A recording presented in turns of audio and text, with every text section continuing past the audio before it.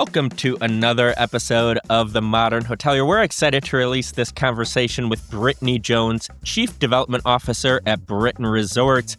David, what were some of your favorite takeaways from this conversation?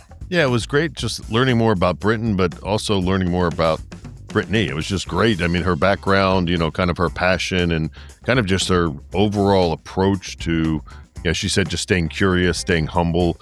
So I thought it was another great episode. It's always great having hoteliers on. Absolutely. I loved hearing how she worked her way up from working on premise at a hotel to now a C-level executive at Brittain. Really cool career journey. Obviously very passionate about what she does, but overall great interview. And I'm excited to follow more along with Brittain Resorts. Great. All right. Enjoy it. Welcome to the Modern Hotelier, the most engaged podcast in hospitality. Don't forget to follow, like, subscribe, and let us know in the comments what you think about today's episode. Steve, who do we have on the program today? Yeah, David, I am excited for today's episode. We have Brittney Jones, the Chief Development Officer from Brittain Resorts on. Thank you for joining us, Brittney. How are you doing today? Thanks for having me, guys. I'm doing well. How about yourself? Good. So, Brittney, we're going to jump in. We're going to go through a lightning round. We're going to get to know you a little bit better, your background, your career, and then we're going to jump into some industry topics. Sound good? That sounds great. Let's do it. Okay. What's something that you wish you were better at? Oh, I wish I was better at golf. That is something that I started playing once I got into the hospitality industry, and I've worked at it over the years and still don't seem to get too much better. What's your most used emoji? Probably either just kind of the basic smiley face or the one where the person's kind of like putting their hand into their face. I like that one. What's a luxury you can't live without? Does a hot shower count? I will admit, Yeah. I've taken trips in the past in other countries, and sometimes the water would go from hot to cold, and it makes you appreciate a good hot shower. It's good. All right. So now if you had a time machine and you can go into the future or you can go into the past, which way are you going and what year are you going to? Hmm. I'd go to the past. I don't know the exact year, but I'm just going to say maybe somewhere in the 90s, maybe early 2000s. And I'd love a little break and refresh, getting away from social media. That's a good answer. What's the best piece of advice you've received? There's really been two for me, and it's to continuously thinking about, do the things that make you uncomfortable and then always just be your most authentic self. Okay. Let us know something that's on your bucket list. So bucket list, and actually it'll be off my bucket list come 2 weekends from now. I have been to New York City many times professionally and personally, but I've never been during Christmas. So I've never seen the tree in Rockefeller Center. So I am actually traveling there in a couple of weekends. My husband and I are, and I will get to check that off. You will love it. I lived in New York a long time. That's a great place for Christmas. Yeah, I'm excited. Awesome. Well done, Brittney. So now we're going to dive into your personal background, a little bit more about what makes you tick. So you grew up in South Carolina, is that correct? That is correct. How did growing up in South Carolina really shape you into who you are today? Yeah, that's a great question. I certainly think as you become older and become an adult, those are things that you reflect on where you grew up and how it's made you to who you are. And, for me, the way I describe growing up in South Carolina and specifically the town that I was in, it was simple. It was very Southern, very simple, close-knit community, and I think at the end of the day, what I've really grown to appreciate is maybe just the values that taught me. Growing up in a place where you knew everyone knew you. It wasn't a hustle and bustle every single day. And what I just have really grown to appreciate is that it made me always think about the things that I have felt are most important, right? So for me, it's always been family first, friends next, and then I felt like growing up in a smaller town, you just had to really think about how you treated people every day. And so the relationships that have now carried into my professional life too is what's important. And I think growing up in a smaller town, for me, it's what's made me grounded. I didn't really have the opportunity to go and visit some of the bigger cities until I was in my early 20s. And I love visiting the bigger cities. I love kind of the life and the feel and the energy the bigger city gives you. But at the end of the day, coming back home to South Carolina is where I feel like I'm just meant to be. It truly is home for me. I love being here. But yeah, it's taught me to be grounded and appreciate the things in life that are most important. I love that. So you won't be staying in New York City when you go to visit. Oh, well, You'll just be definitely be visiting for coming a back. couple of days, and then I'll come right back, and then I'll spend some days at home, and then I'll be in, Miami and then come back. So it's a nice balance. It's Yeah. great. Sounds Mhm. good. So what led to your decision to go to Francis Marion University and get your degree in marketing?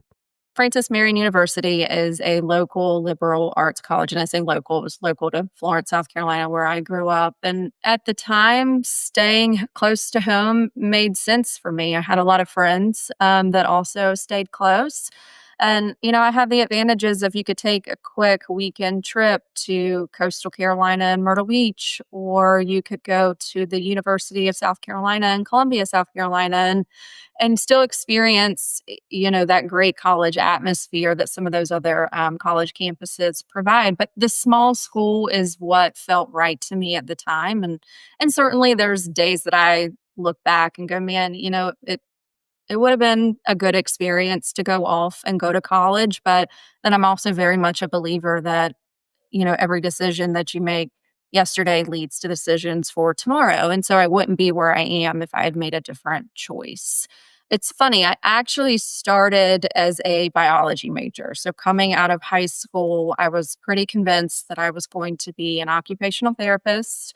So I started with a biology degree, but I always knew that I wanted to have business as a minor. I just felt like understanding the fundamentals of business was a really great knowledge base to have. So I was minoring in business.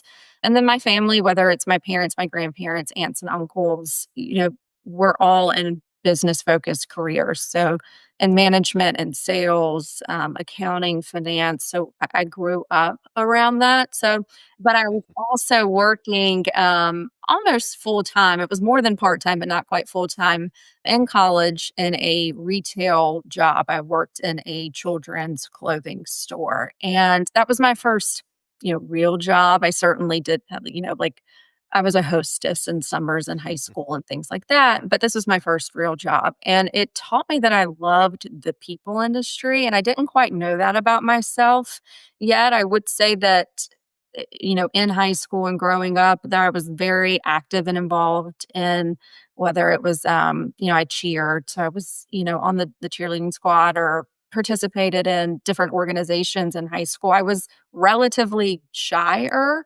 And so I felt like this retail job kind of broke me out of my shell. And very quickly, I was promoted and started managing some folks. And then I really grew to understand, what it was like to have customers and learn those customers. And for me, it was you got to know the moms that were shopping for their children, and then you got to know the children and what the sizes were. And I just really enjoyed that aspect of learning about people and interacting with people more. And so both not enjoying chemistry and that job led me to change my major entirely. And so I ended up changing it to marketing because I just have always really enjoyed understanding what makes people tick, and felt like marketing was a good way to learn that. That's great. I Mhm. also was a biology major freshman year until the end of the year when my professor said I didn't need to show up to the exam because no matter what, I was not going to pass. And then I realized biology was not for me. But Yep. that is a great backstory as well. We have a lot of very similarities in our college days. But one thing that I saw, I believe it was a past podcast you did or article that was about you, is you said that your success has hinged off two traits that are coupled together: your Mm. ability to learn quickly and your willingness to adapt. Can you tell us a little bit about how those two things have led to your success? Yeah. And thanks for doing some research on that. So I started in this industry. It's been about 12 years, and I began my career with a company that was considered a smaller ownership development management company at the time, based in Florence. And I started as a director of sales, and then kind of naturally progressed and grew in the ranks in that discipline of our industry. But what was so nice about being with a smaller company, and at the time, and I'm feel very fortunate to have this experience, is that I got to see and learn firsthand so many parts of the business, and the fact that we are, very much, whether it's real estate or hospitality, in just an ever evolving industry. And so I got very comfortable with a couple of things. A, understand that things evolve all the time, and you have to be nimble and you have to be ready for the evolution. And you have to sometimes be forward thinking enough to understand what might be coming in the future, right? And not just burying your head or putting goggles on. And so being a little more open minded, I think, is another way of saying that. But also being with a smaller company, you got a lot of things were thrown at you. And I don't mean that negatively, but you got the opportunity to wear many different hats, or you were asked to participate in a meeting and sit in and learn and listen. And maybe it was about accounting, maybe it was about human resources, which is not the discipline of the business that I was in. And so just that natural curiosity and want to learn, want to ask questions, and then be quick to pivot when you needed to. I mean, one example is at the time, that I want to say my title was VP of Sales and Marketing. The company did not have revenue management in house. We were using brand revenue management. And it was during that time that we decided to bring it in house. We had enough properties, we had the infrastructure in place, and that was something that we wanted to do. And so we did, and we brought in a corporate director of revenue management. And after about a year, I was asked to bring revenue management under my purview. And while I'd had experience in revenue management, I had never physically done the job, but you don't say no to those things, in my opinion. You go, okay, let's do this. Let's figure it out together. I had a great team in place, and I enjoyed managing people. And at that point, it made sense because I had sales, marketing, and to bring revenue management and the entire commercial strategy under one division of the company was the right path forward. And so that's when I say being nimble in that way is just, I really think, carried, my success thus far and will continue to do so. Very well said. Great. Very well said. So now we're going to dive into your career, how you got to be the chief development officer at Brittain Resorts. So after college, you stayed in that sales and marketing role. You worked at ServPro, then at Hotel Florence, and then at kind of what you just were talking about, you worked up your way to VP of partnerships at Rain's company. Couple questions. What did those early days teach you that you still take with you today? And then I have a follow-up question as well. Oh, great question. What did the early days teach me? I think the best thing that you can do is just always be a team player. From the very beginning, that was one of the things that I really enjoyed most is having a great team beside you, and understanding when to step in and help out, right? And it goes back kind of that curiosity and nimbleness. Being a director of sales, that was my first role. I had a wonderful GM that had the opportunity and was very fortunate to work alongside. And, there was a lot of things that she taught me, but she taught me how to come in and assist in the ways that may not have been in my typical job description. Instead of saying no, that this isn't part of my job, it was, yes, let me come in and let me help, and how can I do that? And that's something that I still carry with me today. I always want to step in and help when I can.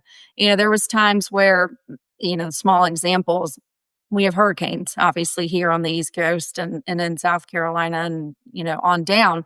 And there were many times where that was an all hands on deck situation, because you had guests that were, either vacating your hotel and you might have messes to clean up depending upon where you are, or in other parts you may have an influx of guests coming to your hotel because they're having to vacate. And so it was, even though I was on the sales side, and that tends to lean more towards operations, it was like, nope, get in there, get your hands dirty, do what you got to do to help make this a success and easier on everybody. And those are some of the most rewarding times that I've had. I bet. Was there a moment, whether it was working in a hotel or at Rains, when you're like, wow, I love working in hospitality, or that Mm. moment you fell in love with the industry?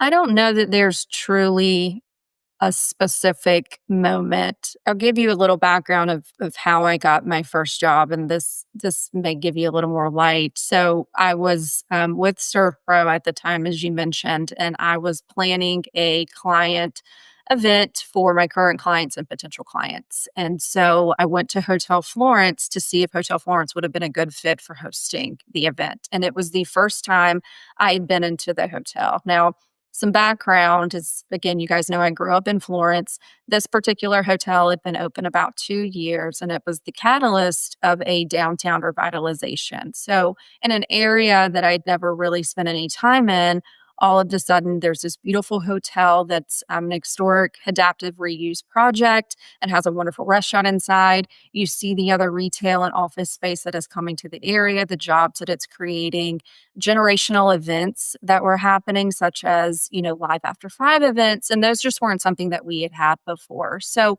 you walk into this hotel and you immediately kind of feel this sense of history and pride being somebody from the area. And so I left, A, wanting to host the event there, but more importantly, I left feeling so inspired and so energized that I called back yesterday and said, I don't know a thing about hotels.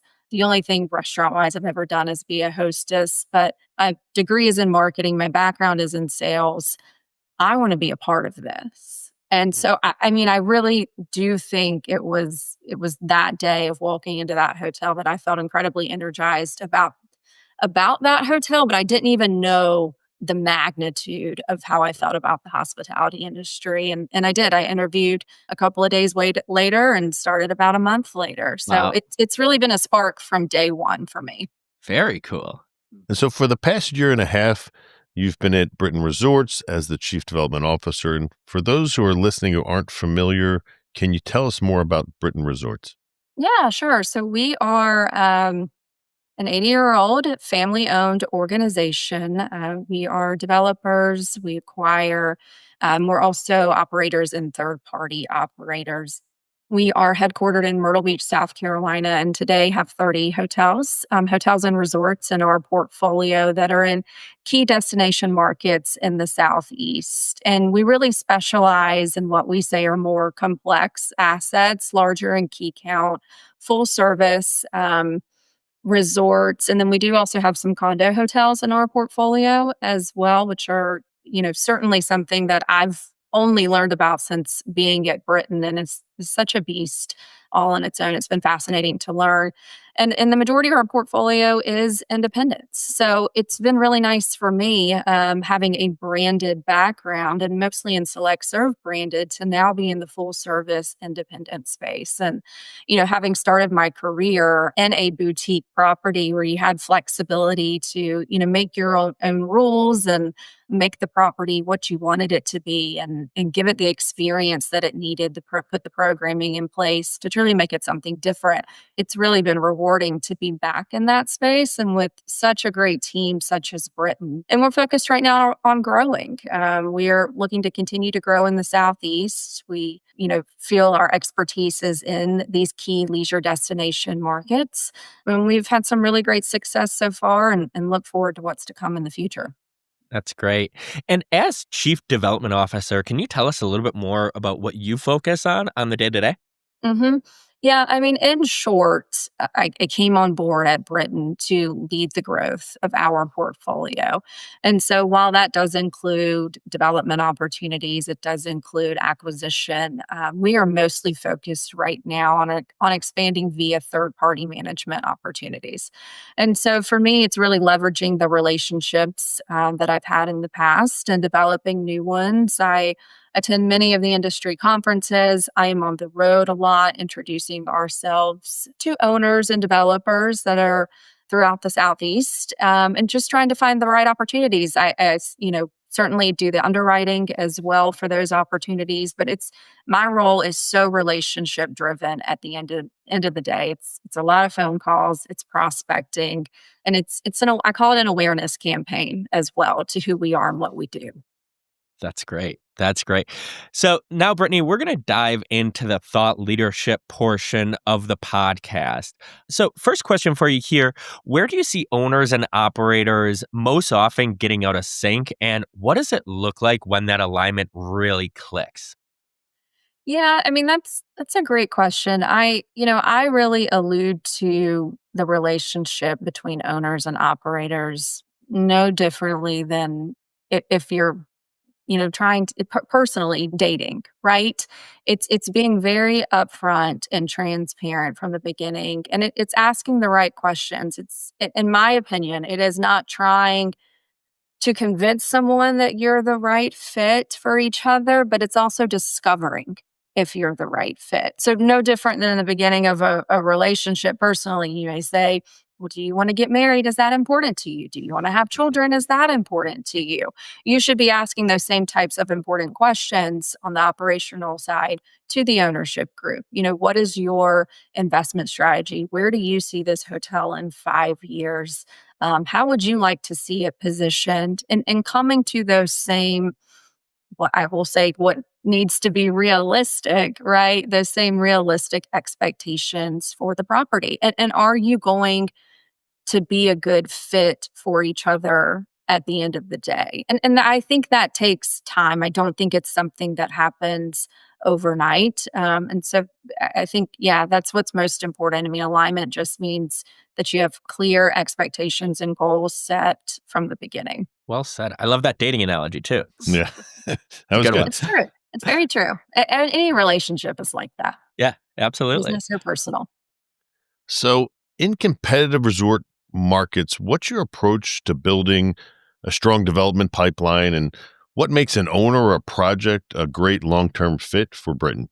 Yeah, like I was saying, for us, I mean, our development pipeline can consist of new construction, it can consist of acquisition, it will consist of management opportunities as well, because we are active in all three. But I mean, I would say that we're very intentional and selective about the projects or partnerships that we choose to get into. On the acquisition and management side, I mean, we look for assets where we feel we can provide clear operational upside. That's always really important for us. And especially in the independent space, one of the first things that we will look for is, what is this hotel's OTA reliance today? And can we provide upside there, which we can? I mean, that's certainly one of our strengths is our marketing department led by our chief marketing officer, Patrick Norton. I mean, that is what his team does. And it's oftentimes what either a hotel may not have the support of, or they may be outsourcing. And the fact that we have that in house is one of our strengths. And I mean, that's one thing that we'll typically look for. And then, we're also, like I said in an earlier question, I mean, we look for assets that we consider to be more complex, right? And we want assets where we can drive the experience, we can implement the programming. We see opportunity on the F&B side as well. The F&B is also something that we have in house. We do operate over 45 F&B outlets, and that's everything from we have 9 Starbucks to a full service restaurant that is not inside of a hotel, and everything in between. So we look for those additional revenue streams as well with opportunities. And that's where we think there's going to be long-term success. We're especially right now where we're seeing that room revenue is, pretty stagnant, just rooms alone, but it's the ancillary revenue streams that are really driving that top line performance right now. So, Brittany, I'm going to put you on the spot here. I'm an owner of a hotel and I'm looking for a management company. Aside from looking at the fees, what Mhm. else should I be looking at for a management company? And how does Britain kind of stand out? That's a great question. Alignment, like we already spoke about. I mean, that's certainly key. But I always tell other owners to always pay attention to the underwriting that's being done or that a management company may be presenting you. I've certainly seen opportunities where the underwriting may feel feel like it's a stretch. It may feel as though it's not obtainable, but yet as an owner, you see those numbers and you want your hotel to be as successful as possible. So you might buy into, well, okay, this operator is telling me they can do this. But I think sitting back and understanding if that's a realistic number is important. Typically for us and for myself, our underwriting comes in more conservatively, right? I would rather under promise and over deliver. And so I just would say have some caution with that. And I think as far as what makes Britain stand out, like I said, it's the fact that our underwriting's conservative. We're going to be transparent. And then I think it's the fact that we've had decades of experience, right? And we're, like I said earlier, we're selective about where we go. I am not going to tell you we are the right fit to be an operator in New York City. That just doesn't make sense for us. And what I love to say too is one of the reasons what made me very attracted to Brittain Resorts and Hotels when I was interviewing with them was two things that not only did Matthew Britton, CEO, say to me, but it was also other team members. And it was two things specifically. It's that Britton will always say at the end of the day, do the right thing, and they will always be good partners first. And so to see them carry that through their employees to investors that they work with, I knew that they would carry that to other owners that we may be working with and throughout other relationships. And so that just mental note of how they operate, you can tell it's very personal to them, meant a lot to me, and it aligned with the values that I have also. And so it's nice to be able to carry that message forward and feel very confident about it. So, with the current investment climate in mind, what trends in ownership and development are you watching most closely, and how are they helping your teams and owners plan for the long term growth? This is a great question. As I mentioned earlier, one of the spaces that we are in is the condo hotel space, Yeah. which is very different. And so what I've really seen over the last year is kind of a resurgence of that space, whether it is the traditional high-rise condo hotel in markets such as Miami, or we're seeing it evolve a little bit. So as an example, there's a group that I'm working with who is looking to do what they are calling a residential resort community, and it's beachside, it's waterfront, but it is a horizontal development that has four-bedroom homes, it has townhomes, and it has condos, membership based, great pool experience, multiple F&B outlets. But these homes, townhomes, condos are individually owned and then put onto a rental management pool. Very similar model to what we do in the condo hotel space. Or even in this kind of, we'll go into my next trend. We've seen the same thing with an upscale RV resort. So likewise, and this is my next trend that I was going to talk about was kind of this outdoor experiential trend that we're all experiencing right now. But same thing that blends those two trends. This potential for an upscale RV resort, it has RV lots, but it has manufactured homes. The homes are individually owned, put onto a rental pool, and it sits on a body of water.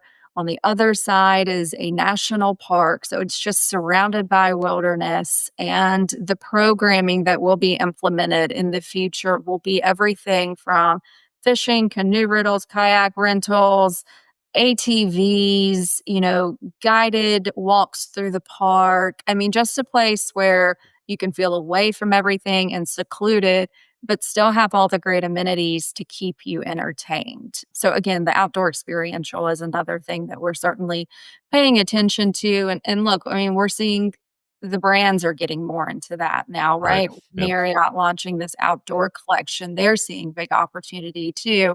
So that's another one. And then, I mean, just another one that we recently completed three major renovations earlier this year at three of the properties in Myrtle Beach. And on the design side, one of the focuses for us was these really to implement multifunctional spaces and think about the way people are living now in their daily lives, meaning, this trend on work, live, play communities. So, how do we take a hotel and transform it into that? If you have folks, such as myself, who work remotely, but they travel a lot for work, they might blend some personal time in there too, because that's what makes sense. How do you take a lobby and it's a good work space, but then transform it later to also be a social nightlife spot later? Or how do you make sure in a leisure destination market, the rooms feel big enough for families to be in, but how do you have pieces of furniture that can be multifunctional? How can they function as a desk when dad needs to sit there and work and mom and the kids are at the pool, and then transform into another piece later? So that's something that we're continuing to think about and model our hotels accordingly, so that, again, we're primarily in leisure destination markets, but we're very attractive for the person that needs to do remote work as well. One final question here. What advice would you give to somebody who would be interested in being a C-level executive for a hotel management company? Listen, I think at the end of the day, stay curious and be humble. Don't be afraid. Don't be afraid to ask questions. Don't be intimidated, by others. Grow your network. I think that's absolutely key to this industry, is just growing your network and expanding the types of people you get to know too. I've found that a lot of times people can be very short sighted in the "what can you do for me right now" mentality. And I think that is not the way to think. Think about the long term. People move around, right? And so that relationship, while it may not seem to pay off right now, it can later on. So grow your network, be curious, be humble. Those things have served me well today. Love that. Love that. So, Brittany, we've been asking you the questions this whole time. This is where we're going to turn the tables and let you ask David and I a question. Oh, okay. What is your favorite place that you've traveled to? Ooh, I could take Either one this of one. you, I could or take this both. one first, David. Okay, you go One of my first. favorite places I've went to is Douro Valley in Portugal. It's like the Napa Valley for Portugal. We stayed in a four-bedroom hotel that had a restaurant in it, and we were overlooking just all the vineyards in Portugal. So that was one of my favorite experiences that I've been to. Mm, Yeah, I think for me, I've been fortunate to travel a lot, but for some reason, I think it's because I spent so much time in New York. Like, I really just feel at home in London. I mean, obvious some obvious things, it's language, things of that nature, but like I just feel like if tomorrow I got a phone call and the most amazing opportunity happened, sorry, Steve, and I had to go to take a job in London or something, like I wouldn't even think twice. So for me, there's just something that just kind of resonates with London for me. I have one more. Okay. If you were not in hospitality, what would you be doing? Man, David, you and I went first last time. Now I got to think about this one.